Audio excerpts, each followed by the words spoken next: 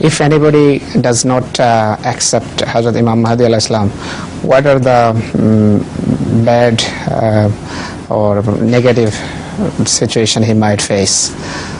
It all depends upon Allah's grace.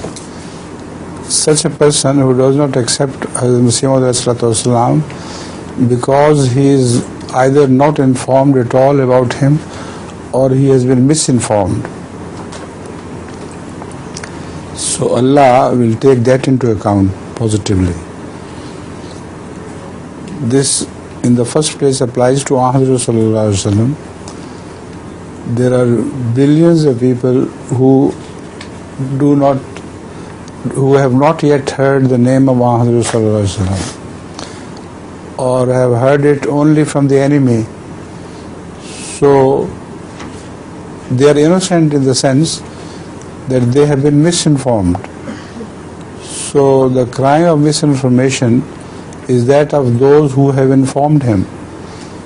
Otherwise, that person himself is innocent. So Allah will not make the innocent suffer.